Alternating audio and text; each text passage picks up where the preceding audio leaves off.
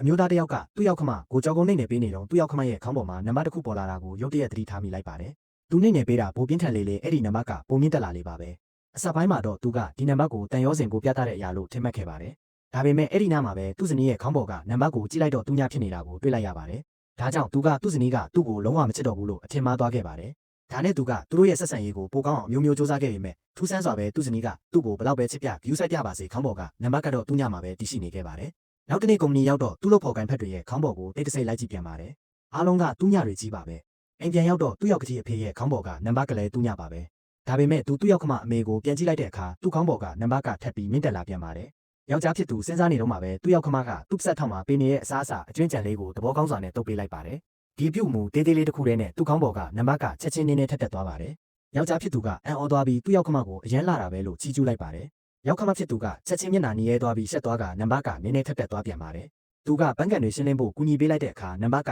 ထပ်မြင့်တက်သွားပြန်ပါတယ်။အဲ့ဒီညအိတ်ခါနီးမှာပဲယောက်ျားဖြစ်သူကသူ့ယောက်ခမနဲ့ယောက်ကတိတို့ရန်ဖြစ်နေတန်ကိုကြားလိုက်ရပါတယ်။ယောက်ခမကဒေါသအရန်ထွက်ပြီးအိမ်ကနေထွက်သွားဖို့ပြင်လိုက်တဲ့အခါသူ့ခေါင်းပေါ်ကနံပါတ်က30%ကိုရုတ်တရက်ရောက်သွားခဲ့ပါတယ်။ယောက်ျားဖြစ်သူကချက်ချင်းပဲအမေနဲ့အတူလမ်းလျှောက်ထွက်ပေးမယ်လို့ကမ်းလှမ်းလိုက်ပါတယ်။သူဒီလိုပြောလိုက်တာနဲ့နံပါတ်က9%ထပ်တိုးသွားခဲ့ပါတယ်။လမ်းလျှောက်နေတော့သူ့ယောက်ခမကသူ့ရဲ့စိတ်ညစ်စရာတွေကိုရင်ဖွင့်ပြီးသူ့ကိုဘလောက်စိတ်ချယုံကြည်ရတယ်နားလည်မှုရှိတယ်ဆိုပြီးချီးကျူးနေခဲ့ပါတယ်။ဒီစကားကိုကြားလိုက်ရတာနဲ့နံပါတ်က45%ကိုတန်းခုန်တက်သွားပါတော့တယ်။အဲ့ဒီအချိန်မှာသူ့ယောက်ခမကခြေချော်ပြီးလဲကြမလို့ဖြစ်သွားပါတယ်။ယောက်ျားဖြစ်သူကသူ့ကိုအမြန်ဆုံးလမ်းပွေးဖက်ပြီးထိမ့်ပေးလိုက်တာယောက်ခမဖြစ်သူကသူ့ပေါ်အရန်ကိုစိတ်လှုပ်ရှားသွားခဲ့ပါတယ်။သူ့ခေါင်းပေါ်ကနံပါတ်ကအလျင်မြန်တိုးတက်လာပါတော့တယ်။ဒါပေမဲ့အဲ့ဒီအချိန်မှာပဲသူ့ဇနီးကရုတ်တရက်ရောက်ရှိလာခဲ့ပါတယ်။ဒီမြင်ကွင်းကိုတွေ့တော့ယောက်ျားဖြစ်သူကအမေချေကောက်သွားလို့ဆိုပြီးအမြန်ရှင်းပြလိုက်ပါတယ်။ဇနီးဖြစ်သူကတော့ဘာမှတန်တရားမဝင်ပဲဝင်ရောက်ကူညီပေးခဲ့ပါတယ်။ဒါပေမဲ့ထူးဆန်းတာကသူ့ဇနီးပေါ်လာတာနဲ့သူ့ယောက်ခမရဲ့ခေါင်းပေါ်ကနံပါတ်က30%ကိုချက်ချင်းပြန်ကျသွားခဲ့ပါတယ်။သူ့ယောက်ခမအခန်းထဲကိုပြန်ဝင်သွားခါနီးမှာယောက်ျားဖြစ်သူကိုတစ်ချက်လက်ကြည့်သွားခဲ့ုံလေးနဲ့သူ့ခေါင်းပေါ်ကနံပါတ်ကတဖြည်းဖြည်းပြန်တက်လာခဲ့ပြန်ပါတယ်